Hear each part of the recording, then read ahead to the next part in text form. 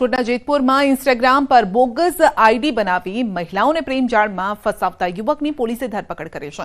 આરોપી જેતપુરના યુવકનું fake account બનાવી મહિલાઓનો સંપર્ક કરતો। મહત્વનું છે કે થોડા દિવસ પહેલા જેતપુરમાં ઇન્સ્ટા પરથી મેસેજ કરવા બાબતે માર માર્યો હતો અને સમગ્ર મામલે પોલીસે તપાસ શરૂ કરી તો ખુલાસો થયો કે અન્ય યુવક ખોટું આઈડી બનાવીને મહિલાઓને મેસેજ કરતો। તપાસમાં સામે આવ્યું છે કે ગઢડાના અડતાળાનો રહેવાસી પરેશ પરમાર ઘટનાનો માસ્ટર માઇન્ડ છે અને આખરે પોલીસે તેમના ગામ પહોંચી આરોપી પરેશની ધરપકડ કરી।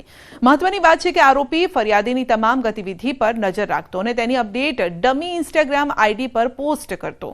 આરોપી મહિલાઓને પ્રેમજાળમાં ફસાવી તેમની પાસેથી રૂપિયા પડાવતો હતો અને પોલીસે મોબાઈલ અને તેમાં રહેલી તમામ ચેટની તપાસ કરીને તપાસ હાથ ધરી છે।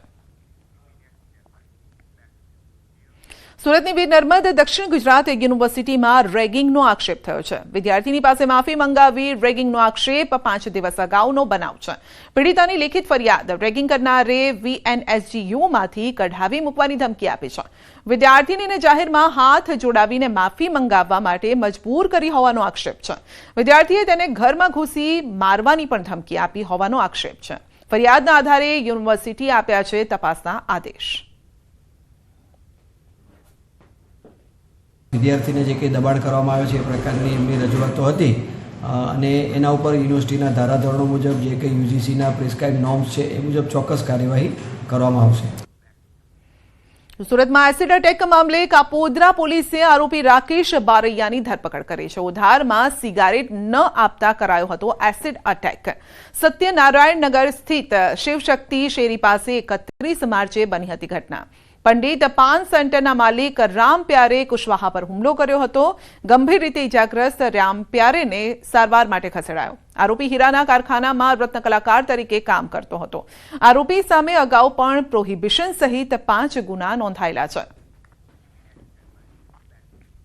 અમદાવાદમાં વધુ એક સાયબર ફ્રોડ ગેંગ પોલીસના હાથે લાગી છે।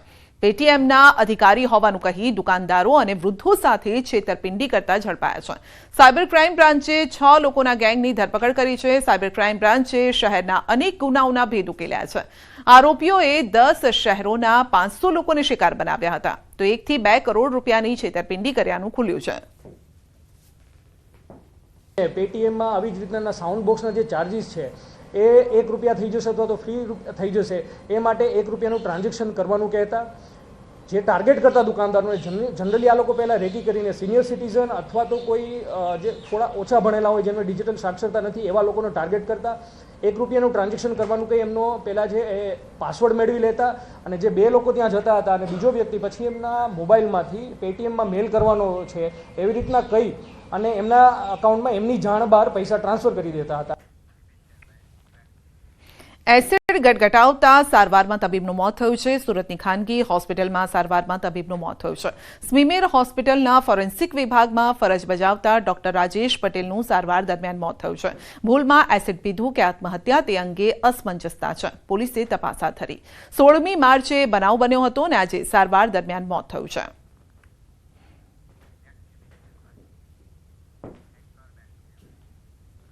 ખેડાના ખોડિયારપુરા ગામમાં રાશન દુકાનદાર મનમાની કરતા ગ્રામજનોમાં રોષ છે। દુકાનદાર ગ્રાહકોને સમયસર અનાજ આપવાના બદલે મન ફાવે ત્યારે દુકાન ખોલે છે। ગરીબ લોકો રાશન લેવા માટે ધરમના ધક્કા ખાય છે। સસ્તા અનાજની દુકાનનો સંચાલક નિયમ મુજબ દુકાન ચલાવતો નથી અને આ પ્રકારની ફરિયાદો ઉઠી છે અને જેથી ગ્રામજનોએ મામલતદાર કચેરી ખાતે પહોંચી વિરોધના પોસ્ટર સાથે આવેદનપત્ર આપ્યું। ગ્રામજનોએ જણાવ્યું છે કે જો તાકીદે કાર્યવાહી નહીં થાય તો ઉગ્ર આંદોલન કરશે। અમારા ગામની અંદર સસ્તા અનાજની દુકાન આવેલી છે બરાબર। એમાં 10 તારીખનો જથ્થો આવી જાય છે પછી બધાના અંગૂઠા લેવાના ચાલુ કરે છે। હવે અંગૂઠા લીધા બાદ 25 તારીખે જથ્થો વિતરણ કરે છે ફક્ત 5 દિવસ મહિનાની અંદર 5 જ દિવસ અને આ મહિનાની અંદર તો 2 દિવસ આપ્યું છે। સસ્તા અનાજના સંચાલક તરફદાર ભરતભાઈ જસભાઈ વિરુદ્ધ હાલમાં છેલ્લા 1 વર્ષથી ઉપરા છાપરી ફરિયાદો પુરવઠા વિભાગમાં વારંવાર કરવા છતાં કોઈ એનું કાર્યવાહી થતી નથી। મામલતદાર દ્વારા તમે વિચાર કરો કે જે મકાનની અંદર આવાસના મકાનમાં દુકાન ચલાવે છે। બીજી વાત એ છે કે છેલ્લા 1 વર્ષથી મામલતદારે તપાસથી કરી તો સામાન્ય દંડ કરીને છોડી મૂકવાનું શું કારણ? સૌથી વધુ વાર નર્મદા સ્નાન કરવાનો અને સૌથી વધુ વખત નર્મદા પરિક્રમા કરવાનો નર્મદા પુત્ર સાંવરિયા મહારાજના નામે છે આ વિક્રમ અને તેઓ દરરોજ 29 વખત નર્મદા સ્નાન કરે છે. તેમના જણાવ્યા અનુસાર નર્મદા સ્નાન કરવા પાછળની ભાવના વિશ્વ કલ્યાણની અને સરદાર સરોવરના વિઘ્નો દૂર કરવાની છે. નર્મદા સ્નાનની સાથે સાથે અત્યાર સુધીમાં સૌથી વધુ 1000થી વધુ વખત પરિક્રમા કરનાર સાંવરિયા મહારાજ ચપ્પલ વગર ખુલ્લા પગે પરિક્રમા કરે છે. માત્ર કેસરી પોતળી પહેરીને ધૂમ ધકતા 44 ડિગ્રી તાપમાનમાં ઉઘાડા શરીરે પરિક્રમા કરે છે. તેઓ રોજના 29 વખત સ્નાન કરે છે. 31 દિવસની પરિક્રમા દરમિયાન 900થી 1000 વખત નર્મદા સ્નાન કરે છે. નર્મદા સ્નાન કરવાથી આ માં નર્મદા છે ને એક એવી નદી છે, બધી ખરખર કરતી વહે છે. જ્યારે આના બિંદુ ઓમના હોય છે. માનો કે સરદાર સરોવરનું પાણી ડેમમાંથી નીકળે તો ઓમના બિંદુ નીકળે છે. ઓમના બિંદુ આથી શિવમ બની જવાય છે. સાંસદ મયંક નાયકની રાજ્યસભામાં રજૂઆત. મહેસાણામાં ફ્લાઇટ માટે કરી છે માંગ. વેપાર રોજગાર માટે લોકો મુંબઈ જાય છે. મહેસાણા મુંબઈ ફ્લાઇટ શરૂ કરવા માટે માંગ કરાઈ છે. ફ્લાઇટ શરૂ થતાં અહીં વિકાસને વેગ મળશે તેમ કહ્યું છે. इन जिलों से नागरिकों को चिकित्सा, शिक्षा, व्यापार एवं रोजगार के हेतु मुंबई जाना होता है.